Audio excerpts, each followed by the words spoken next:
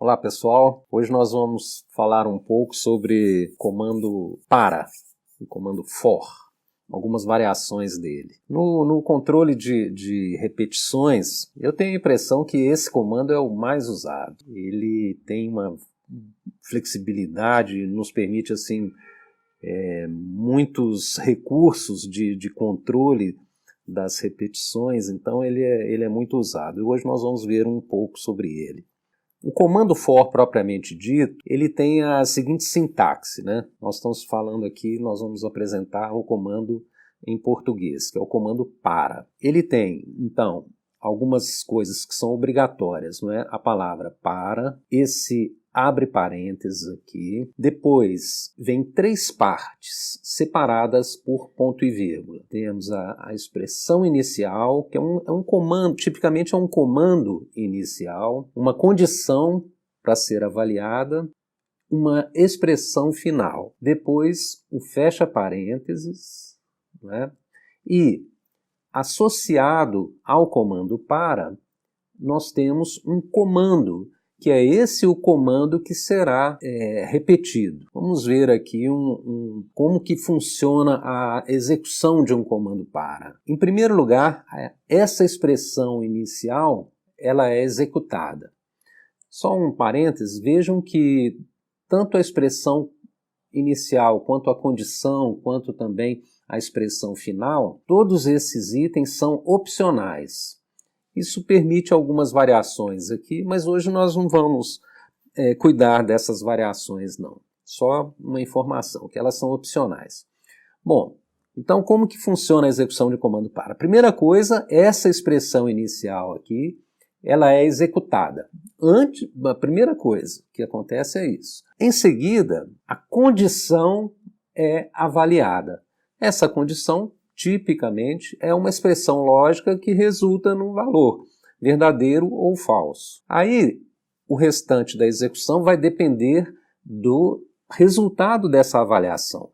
Se o resultado for não ou falso, o comando para termina e o programa prossegue com o comando seguinte. O programa prossegue. Se o resultado da condição for sim, verdadeiro, aí esse comando aqui, ó, esse comando é executado uma vez e após a execução desse comando, a expressão final é também executada. Eu não tenho certeza absoluta não, mas eu acho que o comando para é uma ideia que nasceu com a linguagem C, veio na linguagem C. Foi o Dennis Ritchie que inventou o comando for, mas eu não tenho certeza absoluta não. Bom, vamos ver um exemplo típico aqui. Aqui a gente vê a palavra para, o abre parênteses, depois o fecha parênteses aqui, o abre e o fecha parênteses, e o comando. O i, essa expressão aqui, i recebe 0, é o comando inicial. Seguido aqui, ó, de uma expressão. Essa aqui é a expressão, i menor que n. E aqui é o comando final. Então, como que esse comando... E aqui, ó, essa parte aqui é o comando que será repetido.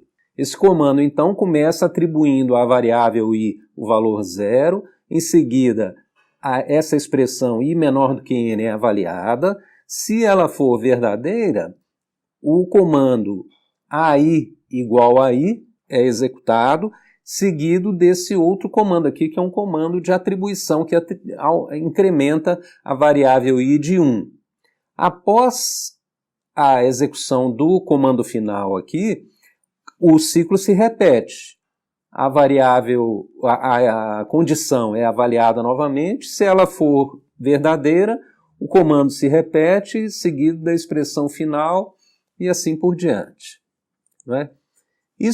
Essa forma como está apresentada aqui é um exemplo muito típico de uso do comando para, ou seja, usando uma variável de controle, no caso aqui, a variável i, a simpática variável i, e sendo controlada por até um valor máximo e sendo incrementada de 1. Vejam o seguinte, na sintaxe do comando para, esse comando que está subordinado aqui, esse comando aqui, é um único comando.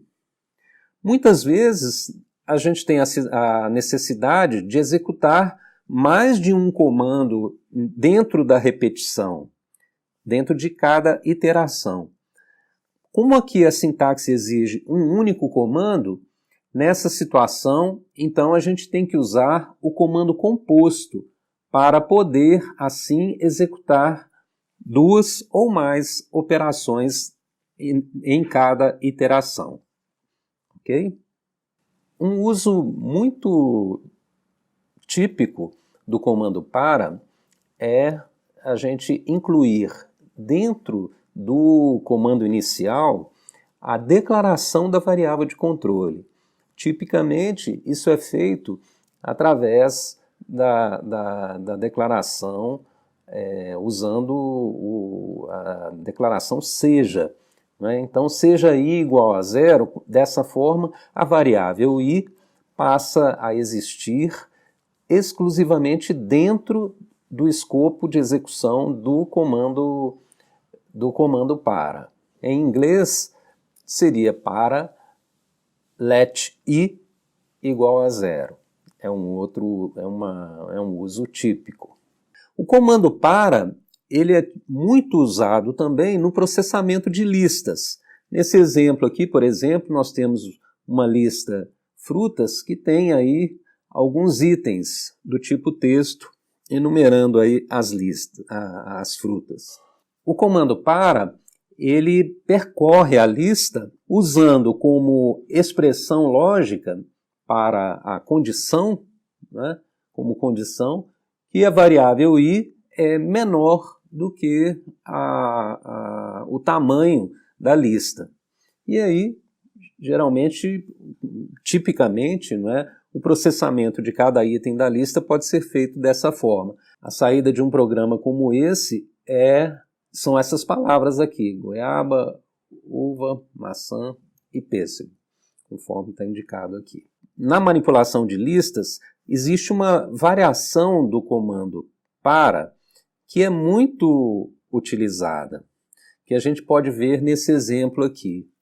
É o comando para de, ou em inglês, o for of.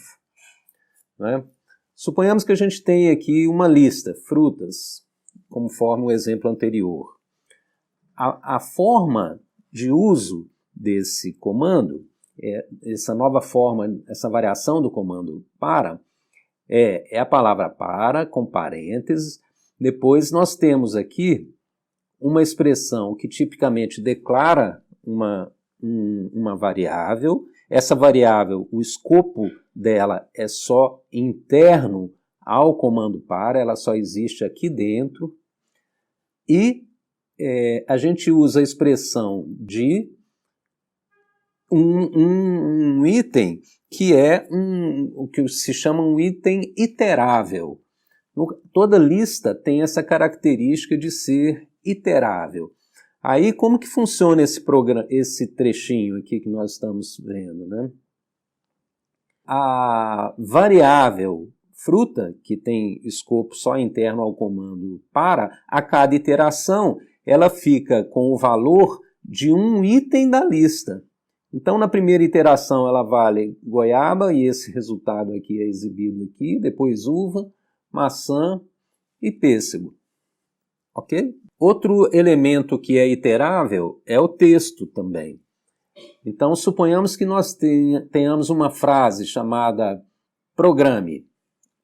Chamada não. A variável chama frase, mas o texto contido nela é programe, com um ponto de exclamação.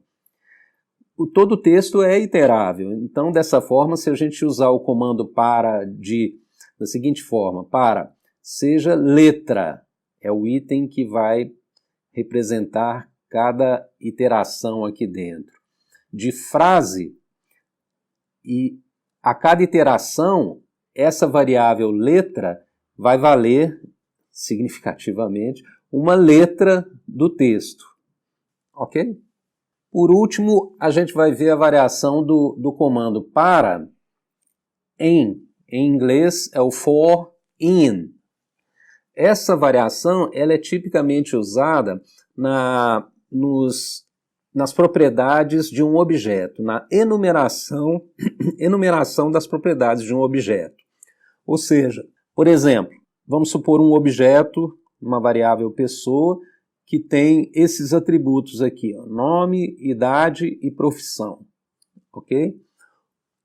O comando para em, o for in, usado nessa variável, ele produz o seguinte efeito. A cada iteração, essa variável que está sendo usada como variável de controle recebe o texto associado a cada propriedade do objeto. Ou seja, um trecho de comando como esse aqui produz como resultado, na primeira iteração, a variável item fica valendo nome, na segunda iteração, a variável item fica valendo idade e por último, profissão. Bem, pessoal, é isso. Há outras variações, outros detalhes relacionados com a utilização do comando para, mas como uma introdução, o nosso objetivo hoje está atendido. Obrigado, até a próxima.